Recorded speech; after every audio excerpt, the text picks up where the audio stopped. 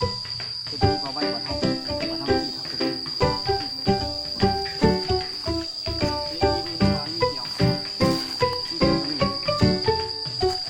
ที่จริงมันโยดได้อยู่แต่ฝนตกก่อน ขั้นสองยิบจังขายนี่คือสิได้หลายเนาะ หลายอยู่แต่ว่านี่หนัก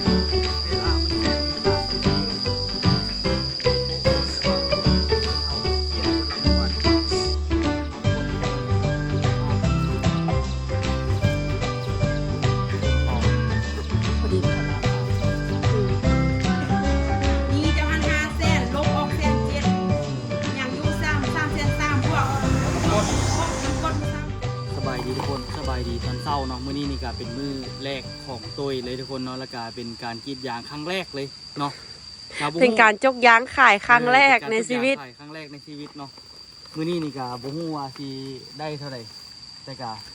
ต้นตาลยังบ่มาแค่ต้นตาลเนี่ยต้นตาลสวยๆแต่ตัวสิจกของตัวไปเลยเนาะอันจกแล้วพี่ก็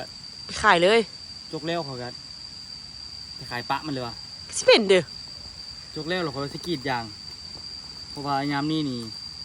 ไปท่าตอนเช้าตอนแรง มันบ่ถึงขั้นอันใส่รถจักรใส่รถเยอะดอกใส่รถจักรนี่ไปนะ โอ้ยเป่าเดียวนึงข่อยไปส่งน้ำตาลตลอดเป่าเดียวก็บ่ฮอดซ้ำทุกคนได้เป่านึงนี่เบิ่งเอาเป่ามาอันเดียว คะเนียม คะแนนมันได้ถุงนึงก็ได้เนาะจะคิดว่าสิได้จักโลเอาให้เดา ไว้ถ่ายคลิป2 มือแล้วโอ้ด่ะมื้อนี้เริ่มถ่ายคลิป สิ แล้ว ให้เจ้าเดาว่าข่อยได้สิได้จักโล 40 ป้าทุกต้นตาลว่าแต่บ่เกิน20โลอูไปว่า40มันก็อยากเกินบ่เพิ่นไปเบิ่งอย่างก่อนว่ามันสิ ให้เบิ่งก็ซะนะ หลายปานใดเพราะว่าอูค้ำก็ยังบ่เคยเห็นอย่างของตัวจักเทื่อ แพร่ทองอ่ะทุกคนผู้ใดถือพาบ่แพร่ทองเด้วะโอ้นี่คือแพร่ตลอดแถว นี่นะนี่บ่ได้ น้ำตกตาดงามขนาด น้ำมันนี่ขาดละน่าจะ ท่อรุดเบิ่งค่ะ พอหลุดตานไปเบิ่ง น้ำตกตาดมาแหงขนาด แล้วเราก็สิแล้วเขาสิกรีดยางเลย เมื่อนั้นก็เห็นอันน้องเฮียเอาอยู่เขียมสุ่มสองเบิ่งเนาะสิได้หลายได้น้อย เบิ่งมีคนมาเก็บผักอีกละเมื่อวานก็มีคนมาย อมละบ่ทันละน้องอู้นะคันสิว่าเยอะบ่เฮอมาเก็บกระยานเขาสิสังหัว ที่จริงส่วนเฮาบ่ให้ไผเข้ามาก็ได้ แต่แม่นบัดให้มาเก็บเพราะว่าตัวเองก็บ่ได้กิน คันให้บ่เก็บแล้วแบบนี้แหละเจ้าของสวนน่ะบ่ได้กิน คนอยู่บ้านนอกกันนี่คันเฮาบ่เฮอเข้ามาเก็บนี่อู้ ผักกูดมันมีแต่สวนเฮาว่ะ เออ สวนอื่นบ่มีว่ะ บ่มีเด้ เขาคือมาเก็บแต่สวนเฮาเลยว่ะ ส่วนอื่นเขาใส่ยาติ แล้วน่ะเขาบอกว่าโอ้ใส่ยาเด้อ มาเจ้าของสวนกินบ่อยู่บ่เซานี่แถวนี้ก็มีอยู่ ต้นตาลนี่บอกเลยว่าน่าจะบ่รุด400ล่ะ โอ้แถวนี้มีอยู่ตัวแต่ว่าค่อยสิขึ้นไปหาน้องอยู่เทิงก่อนแล้วจังค่อยสิลงมาเก็บพักอยู่เทิง บ่ต้องเฮ็ดหยังหนักเลยยามนี้เด้อ อืม เฮ็ดกบกู ป้าไปเยอะแท้ เอาไหม อุทีเทไวยและนางอุทัยเทวีต้นมักแห้งอุทีเทไวยค่ะ เจ้าก็จะย่างขึ้นอยู่หล่อนเลยวะ อ้าวเจ้าคอยมาเนาะเขาก็ได้ย่างค่ะแหละ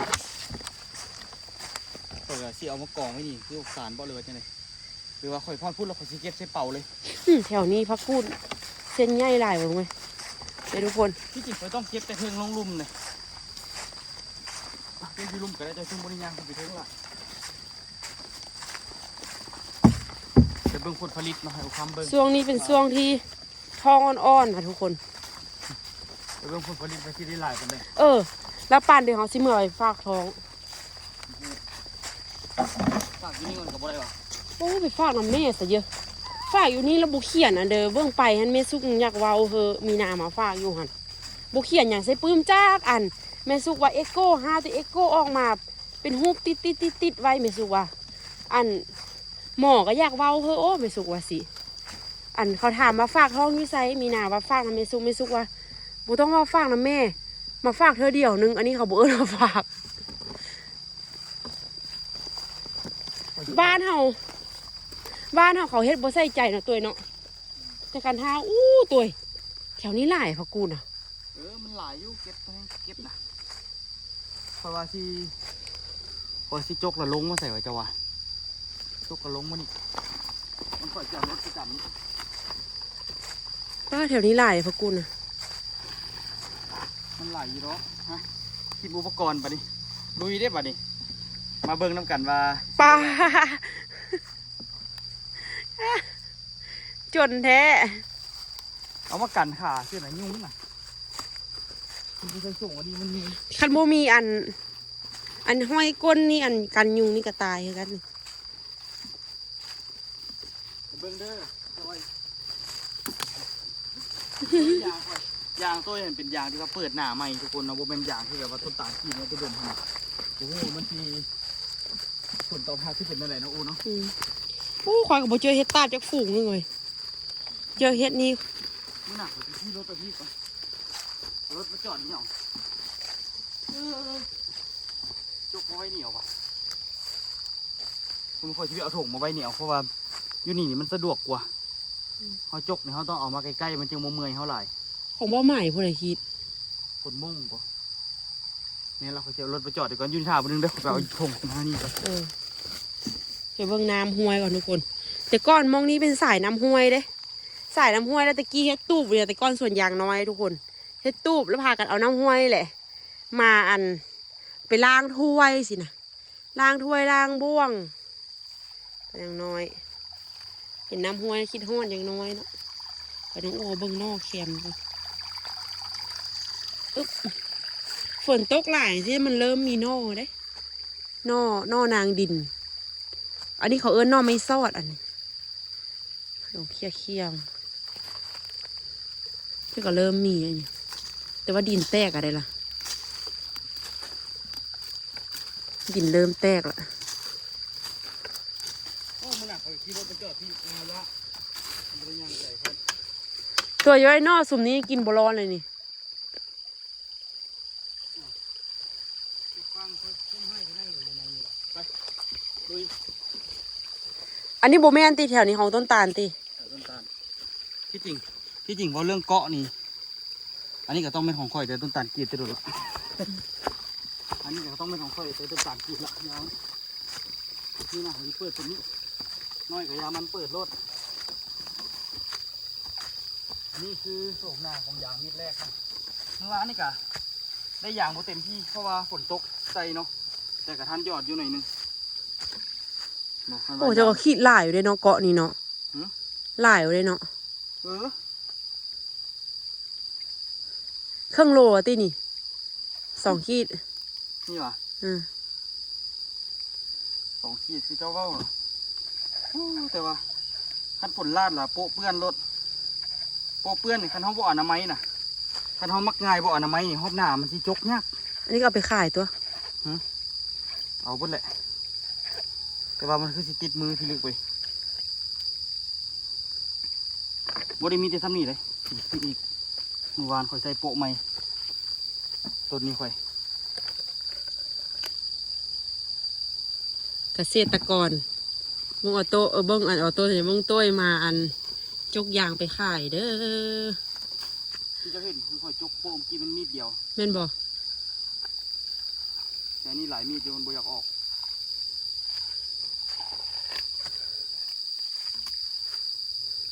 เหม็นบ่แต่ตอนนี้ปลาใบบ้านเฮากรีดครับกระจึงกรีดเลยนี่อันนี้เบิ่งเมื่อวานมีดเดียวซ้ำนี่แหละแต่ที่จริงมันโยดได้อยู่แต่ฝนตกก่อน ขั้น2ที่จังขายนี่คือสิได้หลายเนาะ หลายอยู่แต่ว่าน้ำหนักอย่างเขาก็ลดลงเพ แม่ ราะ น ว่า นะ มันออกตลอดเด้เขาให้เฝ้าขายดีแล้ว อันนี้โบเหม็นก่อนอันนี้เพราะว่าอย่างใหม่เมื่อวานนี่บอกข่อยเอาโปะมาเปลี่ยนเบิดอันนี้กับต้นเดียวกันก่อนนี่ข่อยเปลี่ยน พอดีมัดเกาะนี่ได้เต็มมัน ข่อยว่ากะทิกายอยู่บ่2 ปี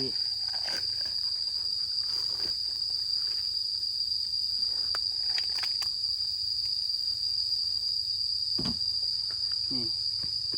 ไป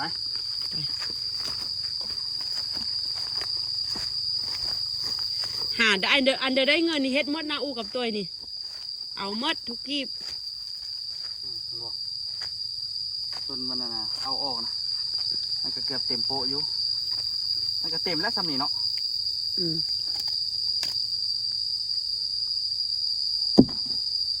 เบิ่งอันนี้บ่ค่อยได้เคลียร์ดีแท้เฮาเฮ็ดแล้วล่ะเฮาคันเฮามันเฮาเมียนเฮาเซ็ตพวกนี้นี่มันสิใช้งานได้ดนคันเฮาค่อยๆอนามัยนี่แต่ต้นตาลคือบ่ค่อยอนามัยดอกเพราะว่าเฝ้าเฮ็ดเฝ้าแล้วต้นตาลสายเฮ็ดเวลา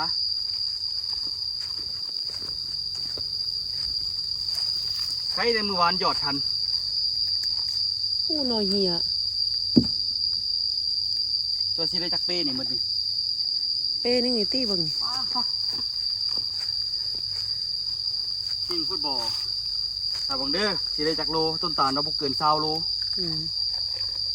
กูคำมาบ่เกินจักโลก็ 40 เดี๋ยวค่อยๆลายแท้ อ้าวเจ้ารู้สึกนักๆจักโลแล้วหั่น โอ้โลไปละ ซะ2,000ละ ไปเปิดหน้าใหม่ โอ้คนยางขึ้นสูงกว่าปันทองว่ะ อันนี้ค่อยเปิดหน้าใหม่เมื่อวานเพราะว่าต้นนี้มันบ่ทันได้กรีด โอ้แถวนี้ก็พักกูดหลายเนาะป้อลืมเบิ่ง มื้อนี้ว่าจกแล้วล่ะใส่ถุงล่ะคันยังบ่ทันไปขายนี่ก็สิกรีดอย่างเลยเพราะว่าเฮาสิไปท่าฮอดยามแลงยามเช้ามันบ่ได้ยามนี้ยามฝนมันต้องแบบทันยามได้กรีดยามนั้นมันจึงสิทันกินไปท่าเลยขายยามนี่บ่ได้กินหรอกเดี๋ยวนี้ก็เปิดน้ำมาอีกเมื่อวานนี้เพื่อนปุแล้วล่ะ โอ้ตัวฟ้านี่พักกูดโคตรงามเลย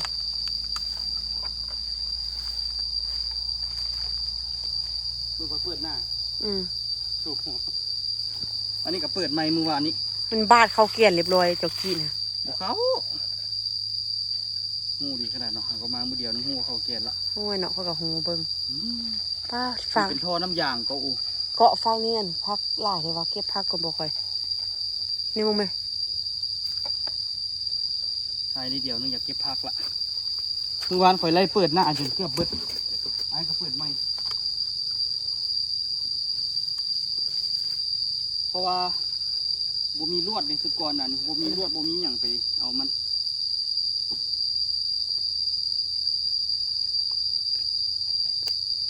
ชัวร์สิได้หมดทุกคนเลยคิดเรื่องหาเงินยากแค่ยากว่า มื้อนี้สิมาตอบคำถาม ที่หลายๆคนบอกให้น้องอูว่าอันเอาอาหารเสริมให้ออโต้กินได้ให้อันน้องอันน้ำหนักขึ้นสูงตามเกณฑ์ เราใส่เกือบในย่านไปที่ล่มนะครับ อันว่าแท้ทุกคนเรื่องเลี้ยงลูกนี่นะเอาเด้อว่าเรื่องเฮอกินเรื่องอันเดี๋ยวนี้คันออโต้เป็นคนกินง่ายกับสิบว่าตัวเนาะออโต้เป็นเด็กน้อยกินยากอาหารเสริมมาเดี๋ยวอู้ก็ซื้อมาให้กินอยู่ทุกคนผมแม่นะเขาบอกซื้อของอยู่ของกินนะเป็นคนที่กินยากที่สุดอันเดอร์กระบอกกินอันเดอร์กระบอกกินลูกผู้ใดกินง่ายสิว่าอยู่คันลูกคือมาเป็นคือลูกเฮานี่กินยากนี่ โอ้หนักเลยเด้อ 40,000แล้ว โอ้อยากไก่ได้40นี่นะ 50ละ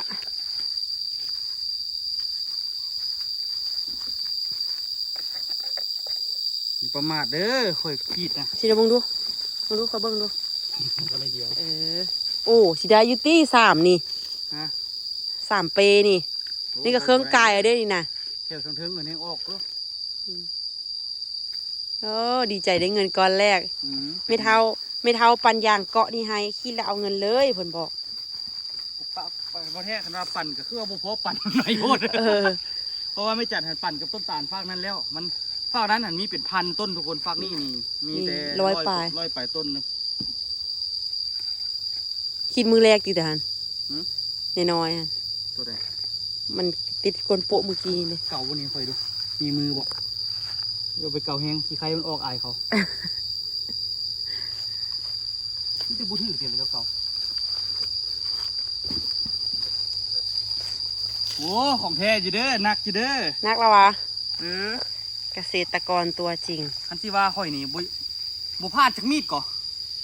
อืม มีแต่มือฝนตกหนักๆคันพลาดมีดนึงว่ะ แต่มันบ่มันบ่แม่นว่าเขาพลาดมันดังนั้น ฝนตก มันตก ใส่กระฟาดไปเถอะแหละเดี๋ยวมือวานกับใครแต่คอยหยอดได้มือนี้กรีดอีกมือนี้กรีดมืออื่นพักวันนี้กับมือนี้พักหลังมืออื่นกรีด มืนเถอะวะ ใส่เกือบวันนั้นมาภูใส่ผ้าเฮ็ดมันต้องลงมาก็ได้อีกใส่เกือบโบกเกือบอย่างกับโบใส่เกือบผมก็ซื้อมาให้ละโอ้หักสาวใส่เกือบเจ้าพอเห็นยูทูบลุ่มพุ่นน่ะกล้องตู้พุ่นน่ะกล้องเที่ยงพุ่นน่ะแต่หักสาวแม่ มันไปเดี๋ยวพุ่น ฮะ มันไปเดี๋ยวฮอดพุ่น ทุกอย่างเลย บ่นะความหมายว่าเกือบเข้าไปเดี๋ยวฮอดพุ่น โอ้จะปลดไว้ตั้งแต่สมัยตะกี้พุ่นน่ะ ว่า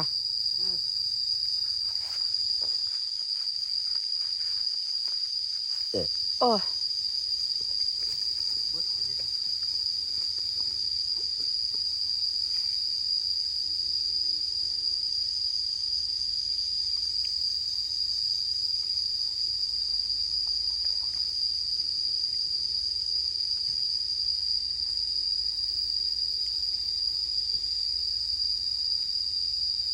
เวลามันแสนมีค่าเสียเหลือเกินหนูโป๊ะได้ที่แบบว่าโป๊ะเป็นเอาคอยมาเปลี่ยนเอาเบิดละมือวานนี้ เช่าเงินใส่ไปซื้อ ไม่ค่อยเลย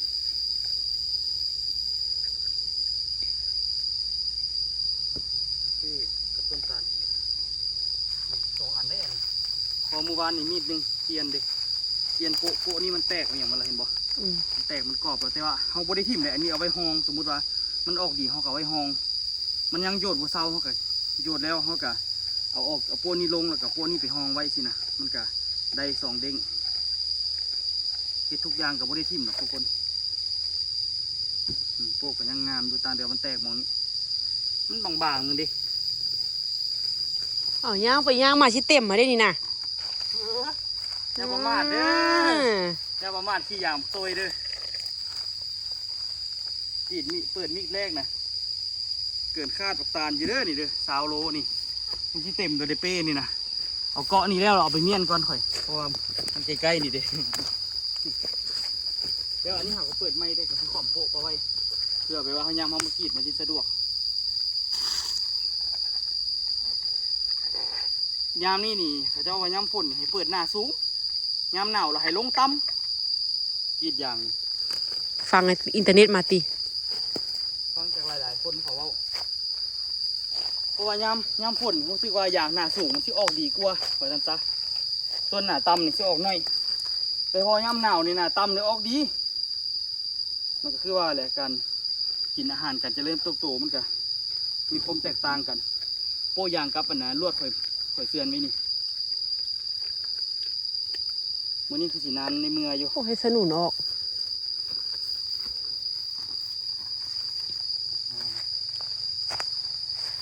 เห็นว่าเวลาเมื่อวานมันยังหยุดบุเซาล่ะหยุดบุเซาเราค่อยข่มโปะไปเลยถึงบุเปื้อน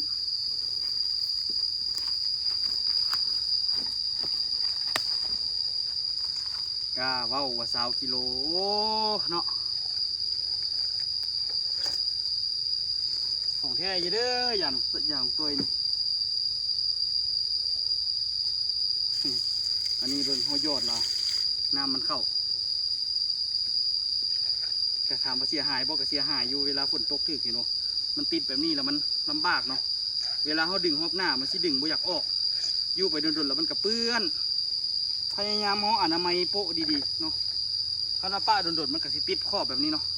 เวลาดึงยางมันสิยากมันสิติดมันสิดึงยากทุกคนนี่เกาะน้อยๆเกาะเดียวนี่ก็สิได้ออกไปเมียนแล้วเด่น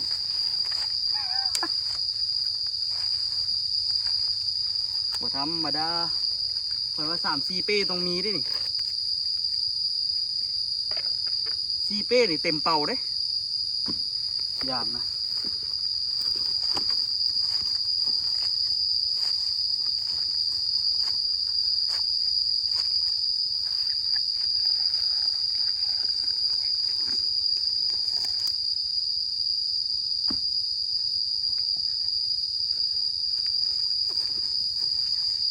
กบอกมีเมียมาจับกองเถอะ โอ้สบายสุดเห็นบ่พวกแบบนี้นี่เขาสิได้เปลี่ยนนี่ตัวที่สิได้เปลี่ยนเสียวทิ่มลงลุมมันก่อนนี่ทางนี้ฝากนี้มี2 อันละเมื่อวานนี้เบิ่งบ่เห็นเวลาเขากรีดไปเขาจึงสิเห็นเนาะเพราะว่าเขาใส่อันนี้เขาสิบ่เห็น ตัวคันเฮามีลูกเขา3 คนนี่เขาสิเอิ้นคุณพ่อคุณแม่ลูกดกเลยตัวสมัยนี้ ดกไปที่ยัง จะว่ามันสิได้เขา3 คนวะ ได้คันเอา5 คนก็ยังได้คันเอา 10 คนก็ยังได้แต่ทางกายแม่สิไหวบอกแค่นั้นแหละ อันนี้เขาก็เปิดไม้มือวานบ่ทันได้ดอก มึงแม่ได้น้อยนึงก็ดีบาย น้ำถึกไปเด้ข่อยบ่ได้มาหยอดเลย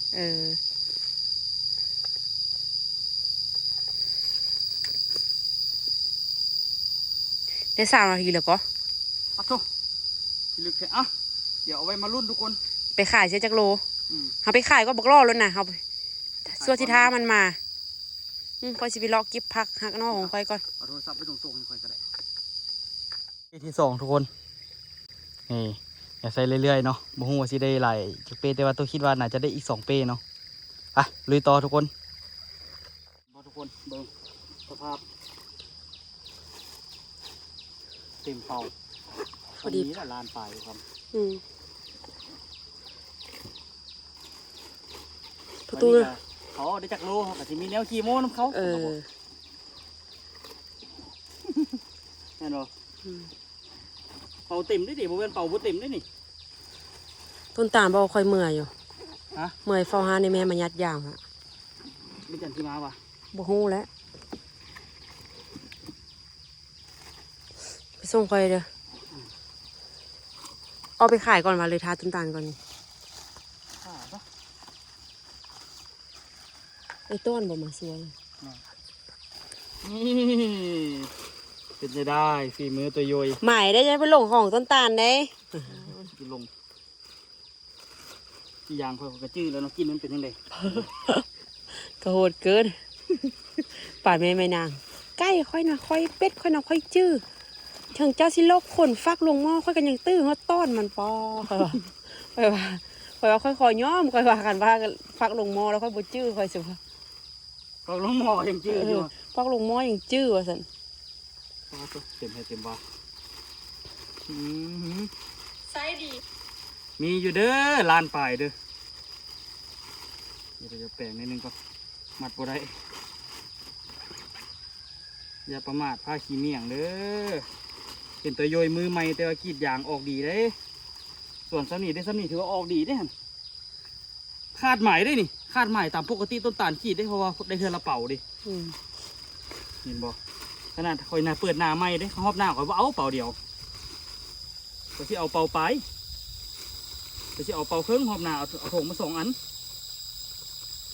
ถ้ามันออกเต็มโป๊ะมื้อนี้จะว่าได้2 เป่าอ่ะ โอ้ได้แท้ขันออกเต็มโปะก็ต้องบงต่อยแต่ในหูเลย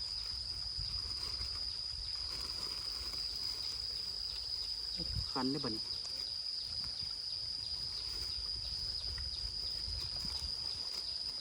เดี๋ยวมื้อนี้พอต้นตาลมาเอารถไถมันป้าโทรคันเทกบงอันนี้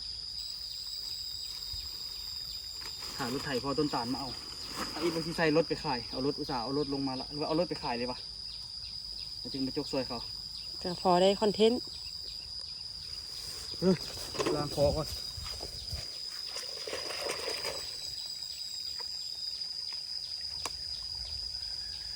เจ้าไปกับเจ้าไปน้ำข่อยบ่ได้เจ้าที่เอาไปน้ำข่อยเหรอ ใช้เส้นหลังไปว่ะ ได้เสียหลังก็ เขากันย่างออกไปกูไม่ได้ทางคะทางหน้า น้องเสียหน้ามันก่อนข่อยย้อสิไหวบ่นี่นะย้อบ่ได้ไหวเด้นี่นักเติบก่อนนี่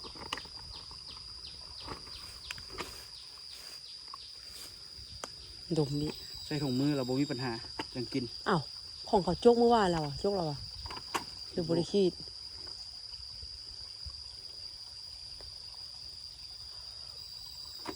คนตอนนี้12 โมงเนาะเบิ่งไปจกยางซอยต้นตาลมาหากว่าสิแล้วนี่เนาะอันนี้2 เที่ยวสุดท้ายไอ้ตอนกับต้นตาลมาจกน้ำกันเนาะอันนี้นี่ก็น่าจะ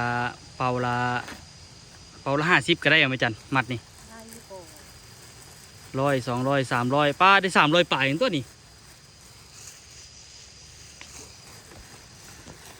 300ปลายตอนนั้นสิเอา400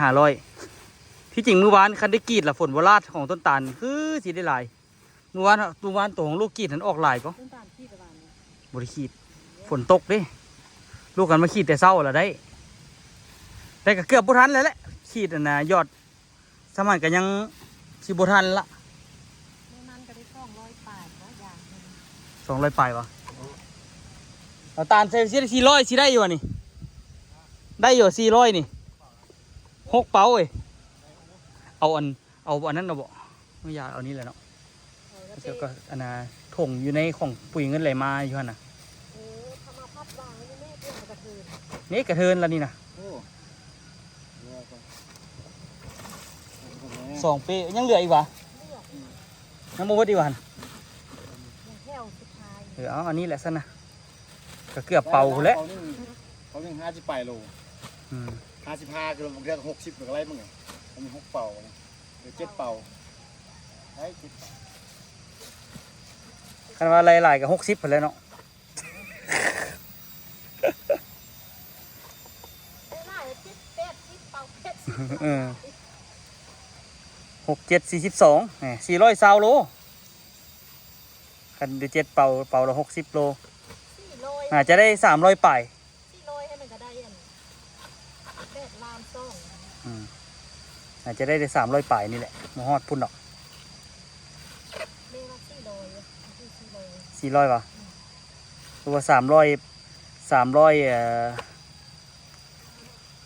เกือบ400ประมาณ380ปลาย390ปลาย เรียกว่า400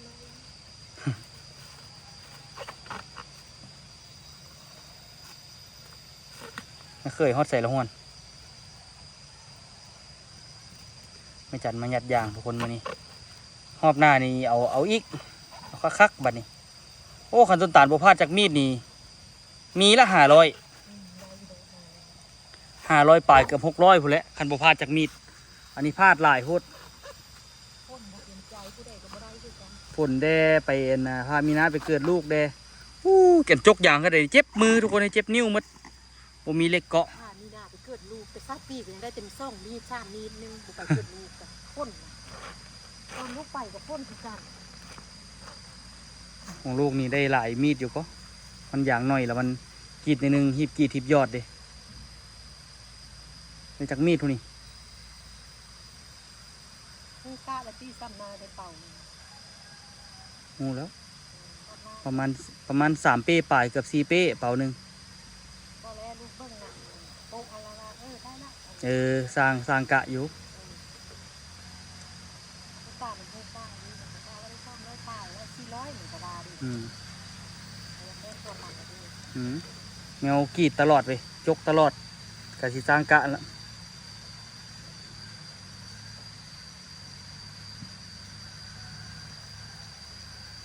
ตัวที่เราไว้ใจ มีแห้งแล้วไหวตอนฮะ แห้งแล้ว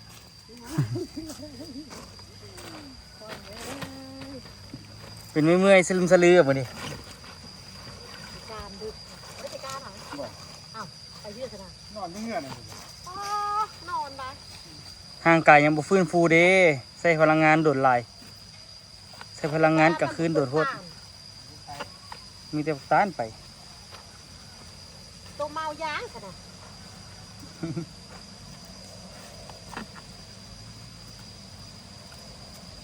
ก็ไปอยู่แล้วเนาะก็มื้อนี้ไปไทย ใส่นี่นะมานี่ก่อนแม่บุดเดียวนะขายแล้วทุกคนผมตัวไปขายก่อนต้นตาลเพราะว่าต้นตาลหันค่ารถไอ้ดำเนาะพอต้นตาลหันโบแล้วจักเรียก็เลยว่าสิให้รถไอ้ดำมาเอาเนาะอย่างต้นตาลแต่ว่าตัวไปช่วยเพิ่นเฮ็ดเรียบร้อยแล้วเนาะผู้คำกับประมาณจักเทื่อมาแล้วจึงสิไปอาบน้ำอาบท่าก่อเขาขายยางแล้วเขาก็ต้องได้ใส่นี่ก่อ ยังไม่ได้อาบอันนี้ เงินนี่กะเงินนี่ เอาน้ำส้มไปได้มือเช้านี่ 48 โล 48 โล เนี่ยไปบ้านไปบ้าน ได้40โล 48บักตายได้ว่าได้เช้าเต็มที่นี่ นี่เจ้าพัน5แสนลบออก1.7อย่างอยู่3แสน3บวก กด น้ำกดมือเศร้า15บวกวงยาง3,000 ส้มก้อย 3แสน48 เกือบมืด ด้วยอันนี้ลูกไปเกาะส่วน ได้ว่าเด้อก่อนโอ้ มาเด้อ โลเท่าเด้อโลเท่าซ่อ โลละ2,000ล้านกับ56,000พุ่น เอา เด้ ลูก อ คิดปีนี้ลูกเป็นเน็บไป สาม เพื่อ แสน ว่า เจ้า เจ้า จะ จะ ล่า ล่า ถึงเจ้าแม่ ตอกไว้เดิม แม่ ค่ะ เด้อ 3แสน48กับ3แสน5แล้วก็เลี้ยวมา เอามันมีเท่านั้นเนาะ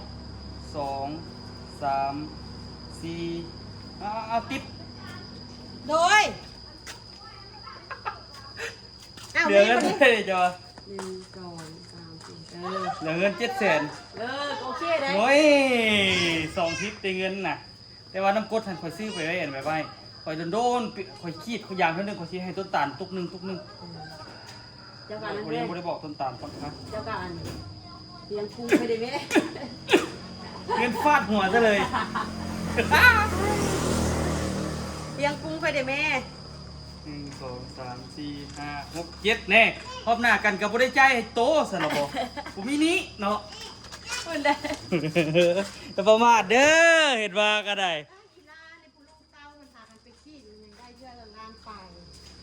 แต่ของเขาคือว่ามี2-300พุ่นเนาะ